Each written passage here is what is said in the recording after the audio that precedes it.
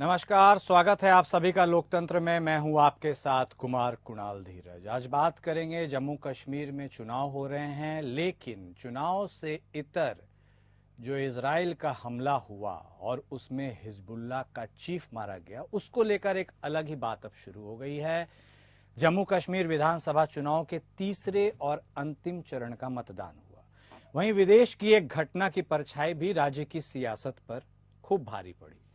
महबूबा मुफ्ती ने अपने रविवार के सभी चुनाव प्रचार अभियान को रद्द करने का ऐलान कर दिया और कहा कि लेबनान और गाजा में मारे गए लोगों, विशेषकर हसन नसरुल्लाह की मौत पर एकजुटता दिखाने के लिए प्रचार रद्द किया जा रहा है। इस पर जम्मू कश्मीर में चुनावी सियासत तेज हो गई है। बीजेपी ने महबूबा को कटघरे में खड़ा किया है।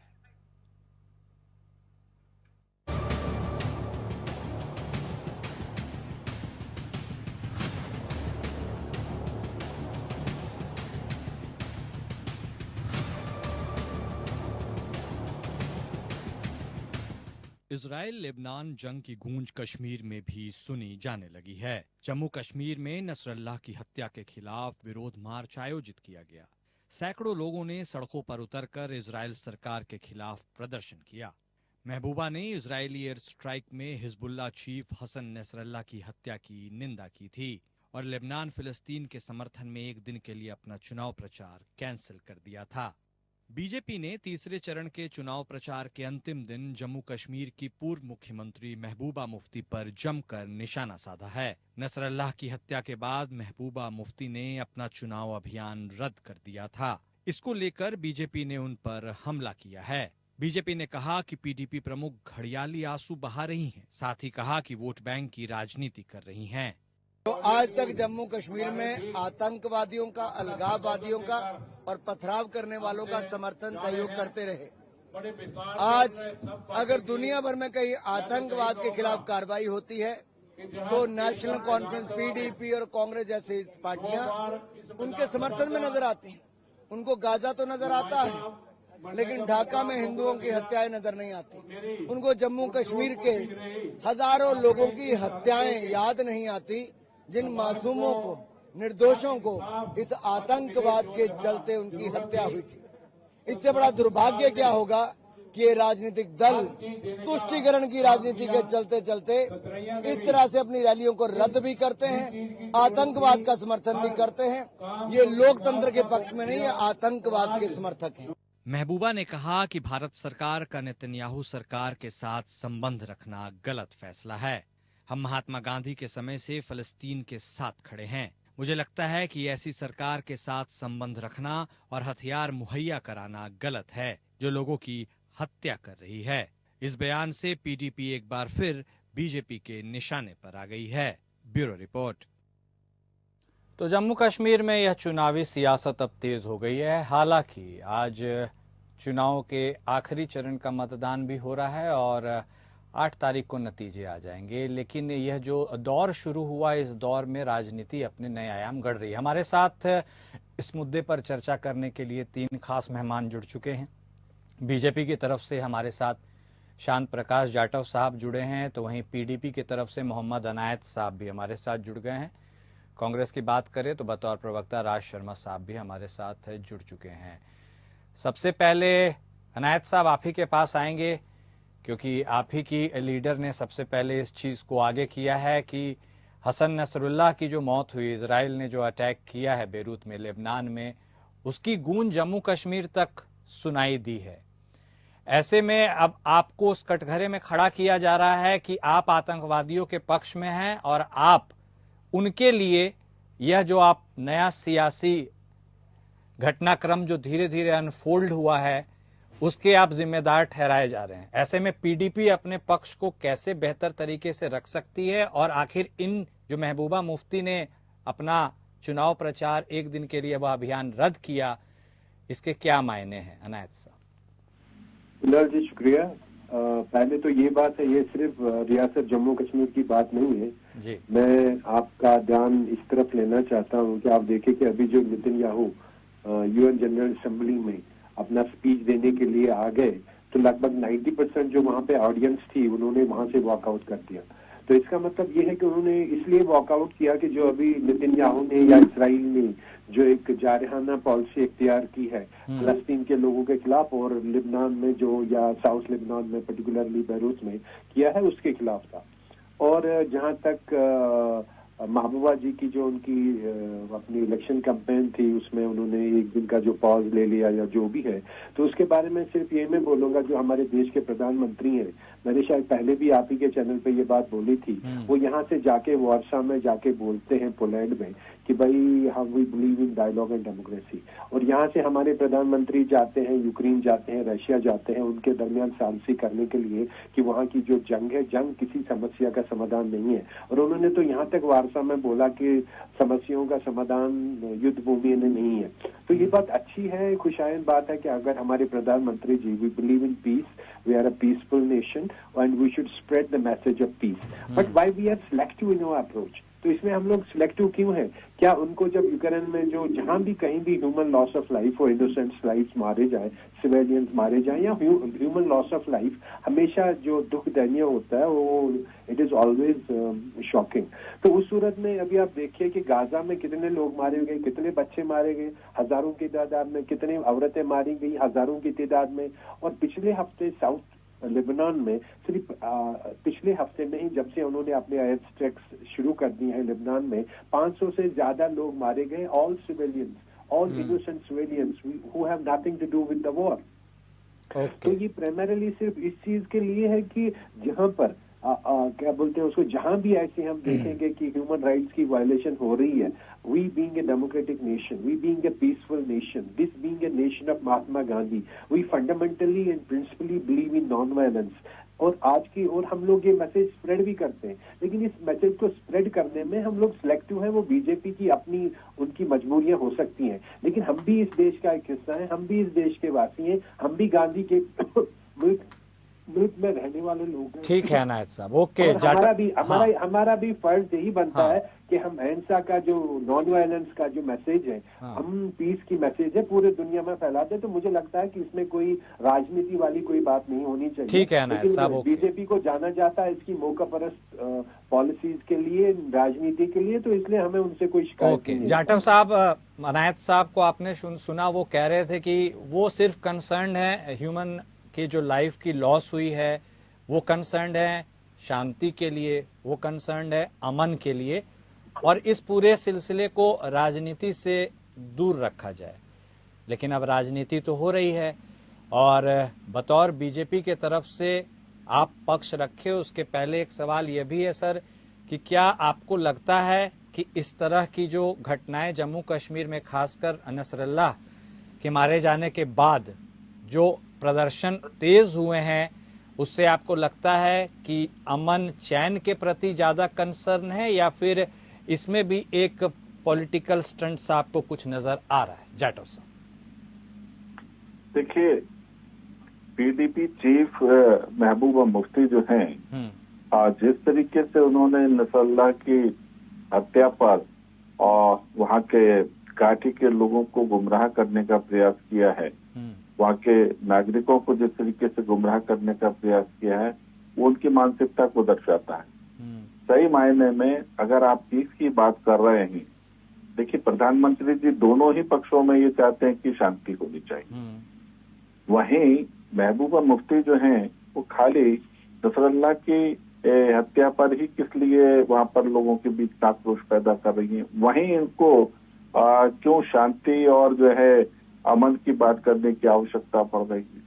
ठीक उनके बगल में अभी आपने देखा कि बांग्लादेश में जिस तरीके से हिंदुओं की हत्याएं की गई, वहां पर जो है ना तख्ता पलट हुआ है वहां के आवाम के द्वारा, मगर वहां पर जो आक्रोश जो दिखाया गया वो हिंदुओं पे दिखाया गया, वहां के मंदिरों को तोड़ा गया, वहां पर आपने एक शब्द नहीं कहा। आप इस तरीके के दो मुंह बात क्यों कर रही हैं? आप इस तरीके से गुमराह कर रही हैं। यहाँ पर आप केवल वहां का जो जम्मू कश्मीर का जो आवाम है उसकी भावनाओं से खेलने का प्रयास कर रही है। वहां पर जिस तरीके से माहौल पैदा किया आपने 1 घंटा भी बांग्लादेश के बारे में तो कहीं विरोध नहीं किया, एक शब्द आपके मुंह से नहीं निकला, एक ट्वीट आपने नहीं किया। और जिस तरीके से उनके प्रवक्ता भी बात कह रहे हैं कि यह देश गांधी का देश है, तो गांधी का जो देश है वो बांग्लादेश के मामले में क्यों वहां पर जो है ना आपकी चुप्पी रही, आप लोगों ने एक शब्द क्यों नहीं कहा? तो यहाँ आप केवल वहां का जो जम्मू कश्मीर का जो आवाम है उसको गुमराह करना, गलत राह पर ले जाने के प्रयास कर रही हैं, केवल राजनीति। अगर आपको वाकई अमन और शांति की बात है तो आपको जो हिंदुओं का वहां से पलायन किया गया उस पर भी 2 शब्द बोलने चाहिए थे। जिस तरीके से वहां पर हत्याएं की गई उस पर भी 2 शब्द बोलने चाहिए। आप वहां मौन रहे। हाँ, आऊंगा आपको बिल्कुल इनायत साहब, मैं आपको हाँ बोलिए। शांति प्रकाश जी की बात का जवाब देने की इजाजत दीजिए, सिर्फ 30 सेकंड। जल्दी बोलिए, सिर्फ 30 सेकंड। ये जो बांग्लादेश की बात कर रहे हैं बिल्कुल सही बात है, वहां पे जो हो रहा है बिल्कुल नहीं होना चाहिए, हमें निंदा करनी चाहिए। लेकिन एक बात मैं शांति प्रकाश जी को बोलना चाहता हूं बड़े आदर के साथ, बीजेपी के नेताओं के मुंह से मंदिर और मस्जिद तोड़ने की बात अच्छी नहीं लगती, इससे ज्यादा मैं नहीं बोलूंगा। बीजेपी के नेताओं से के मुंह से हिंसा की बात, अहिंसा की बात अच्छी नहीं लगती है कि हमें मॉब लिंचिंग क्या होती है, कैसी होती है, उसके बारे में मुझे लगता है कि मुझे आगे नहीं बोलना चाहिए। दूसरी बात, ये कोई पहली बार नहीं है कि जो पीडीपी ने जो ह्यूमन राइट्स वायलेशन फलस्तीन में हो रही है, पहली बार उसके खिलाफ प्रोटेस्ट नहीं किया। आप देखेंगे कि हमारी पार्टी प्रेसिडेंट को 2 बार जेल में, हमारी वर्कर्स को उनके ऊपर लाठीचार्ज कर दिया गया, जब एक हफ्ते में 20,000 innocent lives were lost in फलस्तीन। और एक दूसरी चीज मैं इनको ये बता देना चाहता हूं कि ये जो हमारे पंडितों के पलायन के बारे में बात कर रहे हैं, पिछले 10 साल से तो उनको रिहेबिलिटेशन की बात कर रहे हैं, तो उसमें उनको कितनी कामयाबी हुई। तो इसलिए यहाँ पे जो गुमराह कुन सियासत करने वाली जो पार्टी है वो सिर्फ बीजेपी है। ठीक है अनायत साहब, ओके। राज शर्मा साहब भी हमारे साथ जुड़े, फिर जाटव साहब के पास भी जाएंगे। ये सारे प्रवचन अच्छे नहीं लगते। ठीक है, राज शर्मा साहब आप भी सुन रहे थे जी, आपने पूरी वार्तालाप को सुना। आप तो खैर नेशनल कॉन्फ्रेंस के साथ साझा गठबंधन में चुनाव लड़ रहे हैं। कांग्रेस इस पूरे घटनाक्रम को अपने चश्मे से कैसे देखती है, क्योंकि इस पूरे पटकथा के बारे में किसी को बताने की जरूरत है नहीं। पीडीपी ने मुखर होकर, सिर्फ पीडीपी क्यों, वहां के कुछ लोकल लीडर्स ने भी इस तरह की चीज जो हुई है फलस्तीन में हुई, लेबनान में हुई, इसको उन्होंने गलत ठहराया है। ह्यूमैनिटेरियन पॉइंट ऑफ व्यू से कांग्रेस इस पूरे मुद्दे को कैसे देखती है? शर्मा साहब देखो कुणाल भाई, मैं सबसे पहले बात कहता हूँ, शांत कुमार जाटव जी, मतलब मैं एक और बात के लिए कर दूं, शांत कुमार जाटव जी मेरे लिए वो पर्टिकुलर नहीं है, मेरे लिए बीजेपी का मुखौटा है। तो जाटव साहब अभी तो बहुत बड़ी बात कह रहे हो, और मैं दावे के संग कहता हूँ अगर इन्हें सरकार बनाने की जरूरत पड़ गई तो ये मुफ्ती महबूबा को ही साथ में ले लेंगे। और एक और बात मैं कहना चाहता हूँ, इनका कोई दीन धर्म नहीं है। और तीसरी बात मैं एक बात कहना चाहता हूँ कि हमें कभी भी विदेश में क्या हो रहा है, कैसे हो रहा है, क्या नहीं हो रहा है, उसमें हमें अपने देश पे कोई इम्पैक्ट नहीं डालना चाहिए किसी भी पार्टी को। क्योंकि सबसे पहले कहते हैं चैरिटी बिगेस्ट एट होम, जैसे हमारा देश खुश रहे, हमारे एरिया खुश रहे, वही सही रहता है। अब मैं आ जाता हूँ बात की, शांत कुमार जाटव साहब कह रहे थे अभी तो ऐसा हो गया और बांग्लादेश के लिए नहीं हुआ था। शायद मैं समझता हूँ, हालांकि जाटव साहब सारा समझते हैं, ये नासमझी दिखा देते हैं, वो बात अलग है। जब ये बांग्लादेश का मैटर हुआ था तो पूरे विपक्ष ने और विपक्ष के नेता आदरणीय जननायक राहुल गांधी साहब ने भी ये कहा था कि हम सरकार के साथ है, सरकार जो चाहे डिसीजन ले ले। और मैं समझता हूँ जाटव साहब को ये जानकारी होनी चाहिए कि विदेश के मामले में सिर्फ विपक्ष यही कर सकता है कि हम सरकार के संग खड़े हैं, सरकार को डिसीजन लेने के लिए पूर्ण स्वतंत्रता है। और सरकार जब लेती है तो सरकार क्या करती है, सर्वदलीय बैठक बुलाती है। लेकिन भारतीय जनता पार्टी किसी भी मामले में सर्वदलीय बैठक नहीं बुलाती है। अभी महबूबा जी की पार्टी के पीडीपी के नेता कह रहे थे कि भारतीय जनता पार्टी के नाम से मुंह से मंदिर मस्जिद ये मजार नहीं लगता। मैं इसको थोड़ा और आगे बता दूं, किसी भी पार्टी के नाम से हमें अगर हम किसी की धर्म की आलोचना करते हैं तो मैं समझता हूं जो आदमी किसी की धर्म की या जो पार्टी किसी दूसरे धर्म की आलोचना करता है तो निश्चित रूप से ये माना जा सकता है कि वो अपने धर्म के भी सरोकार नहीं रखता होगा। धर्म हमारी एक अलग चीज है, और धर्म मेरा धर्म, मैं हिंदू हूँ, पंडित हूँ, मेरा धर्म मेरे घर के अंदर है। मैं राजनीति कर रहा हूँ तो राजनीति में ऐसा नहीं कल को मैं एमएलए का इलेक्शन लड़ूंगा तो क्या मैं ब्राह्मण के वोटों से ही जीतूंगा। मुझे मुसलमान का वोट चाहिए होगा, दलित का चाहिए होगा, शेड्यूल्ड ट्राइब का चाहिए होगा, ईसाई का चाहिए होगा, जैनी का चाहिए होगा, सिखों का चाहिए होगा, वैश्य का चाहिए होगा। तो मैं सोचता हूँ कि सन 2014 से जब से भारतीय जनता पार्टी सत्ता में आई, उससे पहले थोड़े समय के लिए जब आई थी तो अटल बिहारी वाजपेयी साहब सरकार में थे तो तब भी ऐसी नफरत नहीं थी। मैं गुरेज नहीं करूंगा, मैं झूठ नहीं बोलूंगा, क्योंकि मैं भारतीय जनता पार्टी का प्रवक्ता नहीं हूं। लेकिन 2014 के बाद से भारतीय जनता पार्टी ने ऐसा गंद फैला दिया है कि ये गंद कीचड़ साफ करने के लिए सदियों लग जाएंगे। अभी एक बहुत बात कहना चाहता हूं कि आप बांग्लादेश में एक्शन कौन लेगा? देखिए, विदेश के मामले में कोई पार्टी नहीं ले सकती अदर देन सरकार। हमारा कर्तव्य बनता है, और वो कर्तव्य विपक्षी पार्टियों के नेता पूरे हमारे गठबंधन ने ये निभाया कि आप प्रधानमंत्री को कहा गया कि आप एक्शन ले, जो अच्छा समझते हैं हम आपके संग खड़े हैं। आप बताइए जाटव साहब, इससे ज्यादा क्या जानते हो? या तो आप लोग कह रहे कि आपकी पार्टी के, मेरे देश के जो आदरणीय अभिभावक हैं वो फेल हो रहे हैं विदेश नीति में। और देखिए, विदेश नीति में भी बांग्लादेश के मामले में मैं कहना चाहता हूँ कि जाटव साहब, अगर बांग्लादेश में आपकी वहां की प्रधानमंत्री यहाँ आ गई तो ये विदेश नीति फेलियर है। आपको पता ही नहीं चला और इतना बड़ा तख्ता पलट हो गया। आपको तो शर्म आनी चाहिए। आपको देश में ये बात कहना चाहिए था। वो जो शंकर आपके वो हैं, उनको आपको कहना चाहिए था ये फेल नीति है। आपको पता ही नहीं चला। आपकी जासूसी कैसे करते हैं आप? आपकी इंटेलिजेंस क्या कर रही है? लेकिन आपका दिक्कत क्या है कि आप लोग सिर्फ एक तो एब्रीवेशन में विश्वास करते हैं। पता नहीं AI का मतलब, IA का मतलब बताना शुरू करते हैं। तो मैं एक ही बात कहना चाहता हूँ कुणाल साहब कि भारतीय जनता पार्टी का कोई चरित्र नहीं है। अगर ये बोल रही है सरकार बनाने के लिए, इन्हें अगर किसी उग्रवादी की भी जरूरत पड़े तो ये सरकार बनाने के लिए उग्रवादी को भी कर सकते हैं। मेरा एक बात मानना है, देख लीजिए इस बात को, आप देख लीजिए, इन्होंने वहाँ वो इंजीनियर रशीद को भी छोड़ दिया।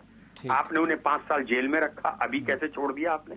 मैं उनको ये नहीं कह रहा कि क्या गलत है क्या सही है, क्योंकि मैं उनके बारे में कम जानता हूँ, लेकिन मुझे पता है कि 5 साल से वो तिहाड़ जेल में थे, अभी छोड़ दिया आपने। ऐसा क्या बात है भाई कि आपने उन्हें वहां पे प्रोपेगेंडा करने के लिए छोड़ दिया? तो इन चीजों को मद्देनजर रखते हुए भारतीय जनता पार्टी का, मेरी आपके चैनल के माध्यम से एक अपील करना चाहता हूँ कि देश के हर नागरिक से, जो देश का सभ्य नागरिक है और वोटर है, वो भारतीय जनता पार्टी को बायकॉट करे और देश को बचाए। जाटव साहब, अब आपने भी, आप डिस्कशन का हिस्सा है, चीज़ों को आपने सुना। बतौर विपक्ष तो कांग्रेस कह रही है कि हमने आपको पूरी फ्रीडम दी, स्वतंत्रता दी कि बांग्लादेश के मामले में आप हस्तक्षेप करें और वहाँ के लोगों की बेहतरी के लिए जितनी संभव कोशिश होती आप करते, हम उनके साथ थे। तो ये आरोप लगाना विपक्ष के ऊपर कि उन्होंने इसके बारे में कुछ नहीं कहा या सोचा गलत है। ऐसे में आप क्या इस मामले में टिप्पणी करना चाहते हैं? और क्या आपको लगता है कि इजराइल ने जो अटैक किया है, पहले हमास के चीफ को ढेर किया गया और अब हिजबुल्लाह के चीफ को, ऐसे में इन दोनों परिस्थितियों को आप कैसे आंकते हैं? अपना स्टैंड क्लियर कर दीजिए जाटव साहब। देखिए, जिस तरीके से हमास का और जो ये दोनों चीफ जिनको कत्ल किया गया है, वो उनका इजराइल का और दोनों मुल्कों का मामला है। और सही मायने में भारत सरकार ने, मोदी जी ने शांति बनाए रखने की अपील करी। वो दोनों ही सभी मुल्कों के साथ हैं, उनका किसी एक विशेष मुल्क के साथ में कोई विशेष मोह नहीं है। हम अपनी विदेश नीति जो है हमारी सबके साथ में समन्वय बनाए रखने की, उस पर काबिज हैं।